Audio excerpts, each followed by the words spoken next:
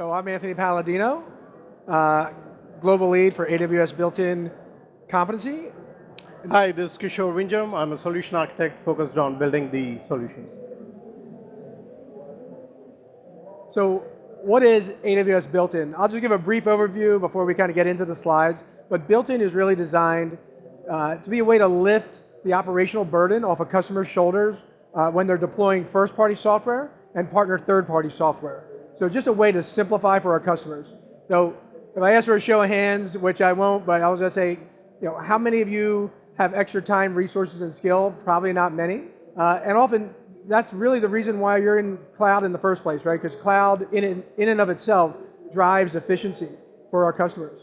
So what Builtin does is it's trying to give some of that back to our customers and leveraging our third-party partners to do it. So if you look at this quote from McKinsey, basically it's saying it's really important to get the building blocks of cloud right when you migrate to cloud, or if you're already in existing cloud and you're hitting that cloud 2.0 and you need to modernize, it's really important to get it right because ultimately that's going to drive growth and scale for your business. The other thing it does is you want to make sure you get those building blocks of security right, and AWS Builtin focuses in on that as well. So a couple of things. AWS Builtin started as a pilot this year. We engaged just a handful of our ISV partners. For those of you who don't know, ISV, kind of a AWS term, stands for independent software vendor. And they're typically the folks that have SaaS solutions on Marketplace. And you could go there, you could find them, and you'll get that innovation that you need. So AWS provides a lot of that innovation, but we need help just like other people need help, and we often look to our partners to help us through that. We have one of the early adopters of AWS Builtin sitting right here in the audience. So Michael Musselman from Lacework. Lacework was one of our pilot partners, and they helped us innovate and then drive this initiative. So what does AWS Builtin do? So it's all about getting, so one of the ways I describe it is a lot of times one of our ISV partners is in the program, and in a way it automates their deployment guide. So there's a lot of times we don't give them really prescriptive guidance that's not what they would do on their own in the first place. It just gets you, the customer, there faster. So I'll take Lacework as an example. Lacework, when you have a Lacework built-in and you enable that in your environment, not only does it leverage Control Tower and organizations, Identity Center, but it'll integrate Guard Duty, Security Hub, and org level trail. And all that can be deployed in the space of a single day. So again, really drives business efficiency for you as a customer. So we do have a couple of quotes here and from some of the early adopters. This one from Trend. What Susanna is really trying to say when she says it's going to change the way they engage customers and partners, when she mentions channel partners, a lot of times she's talking about systems integrators. So systems integrators often help our ISVs or help our customers deploy our ISV software. So think about if you have an AWS built-in and you're engaged with Trend Micro, when you go to an SI partner, those building blocks are kind of going to be set. Now we could really focus on like the fine-tuning of the Trend Micro product. And the same with Lacework. So what Michael's saying is, hey, is it really, it's an easy button for AWS. So AWS can be complicated, cloud in general can be complicated, and you want to get the building blocks right. AWS Builtin is going to help you do that. And with that, we can kind of dive deep and really get into like the technical aspect of it. And Kishore. Right. Hey everyone. Hope you're having a great time at re:Invent so far. This is Kish Wiam. I'm a solution architect focused on the build part of AWS Builtin. So I work with partners designing and building these solutions.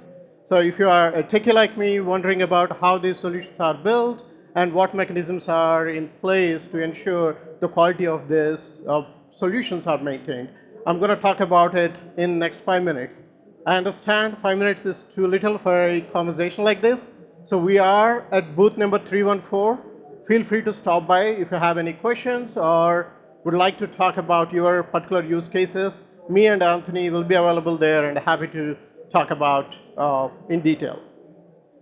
So as Anthony mentioned, like we spoke to several AWS customers, and what we learned is our customers rely on AWS and a rich set of partner ecosystem to power their business and scale their business needs as they grow.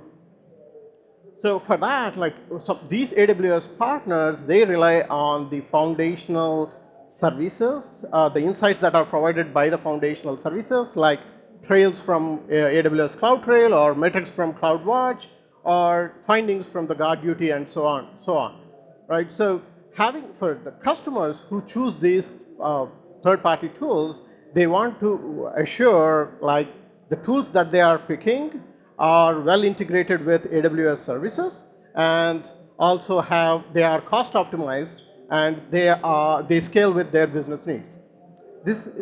So this is the reason why we partnered with AWS Partners and build solutions where we provide a modular code repositories for the AWS native services.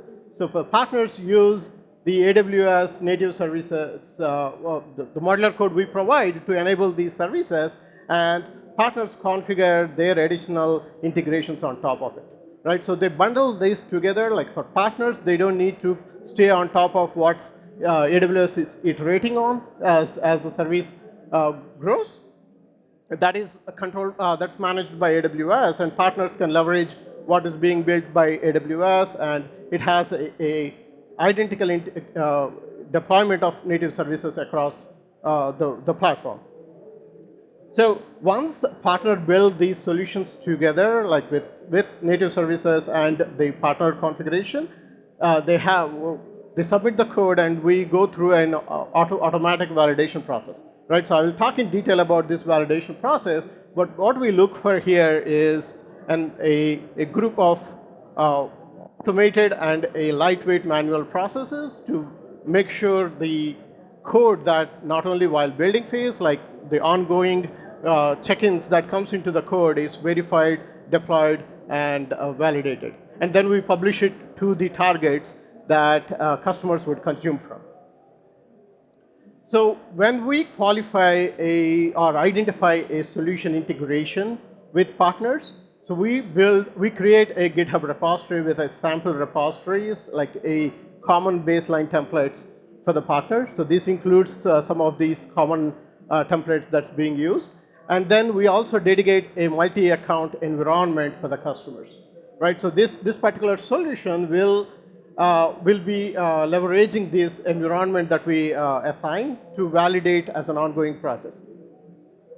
So once the partner builds these solutions and they submit the code to the Git repository, there is an automation that kicks in and performs certain tests, right? So these tests include validating looking for any known security issues or vulnerabilities, or are there any deviations to the best practices of the services that's being used. So it verifies those information, and once that is true, then it will provide the information to AWS Partner Solution Architect, who will review the code and say, trigger the functional test. So these functional tests are basically going to deploy these CloudFormation templates under various scenarios into the environment that is provided, right? So this will make sure, like, yeah, any changes that comes to these solutions are vetted much before, and it will pass on the information back to the partner solution architect with an approval. And PSA will review this code and then provide the second approval once he is satisfied with the check-in, and that will trigger the publication phase, right? So the publishing is where it is going to make the templates available to the endpoints from where the customers would consume it. So this could be an AWS marketplace, or this could be a GitHub repository itself, or it could be from within the service catalog and made that available to the partner, to the customer. So you may have seen, like, yeah, we are doing a bunch of automation here, and we have some manual tests as well. So you might be wondering why we are doing this, right? So while we rely on automation testing for the scalability purposes, we do want to ensure not only the quality of the code, but also we wanted to learn from the check-ins that comes in as we build, and we are having manual checks to make sure, like, the code we are getting is behaving as expected, and we will iterate on the automation, right? So our end goal is to have everything automated but we will have a lightweight manual test as we start building these environments more. All right, so with that, you might be wondering, like, yeah, who are the partners that we worked on? Of course, we talked about Lacework, but we worked with a set of partners for the launch, and I will have Anthony talk about those details. Thank you, Kishore.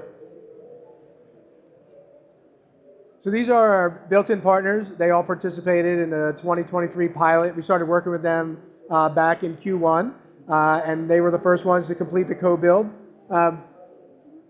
Super happy, super thankful to work with all of them, and just as a call out, you'll see some of them will have multiple products, right? Not everyone just has like a single state product. So the built-in gets applied to a specific product, and so it's very targeted. And then when a customer enables that product, that API code will enable that product. And then if you're a customer and you want to learn more about these partners, you can find them on AWS Marketplace. Even if you just search AWS Builtin on Marketplace, you'll get to a page that has these partner solutions.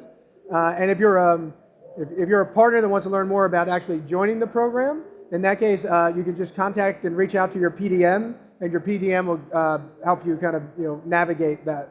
So with that, here's a way to kind of find some of the information we talked about. And again, reminder, we're at booth 314. Really appreciate your time. Thank you. Thanks, everyone. And feel free to connect to us on LinkedIn if you like. Thank you.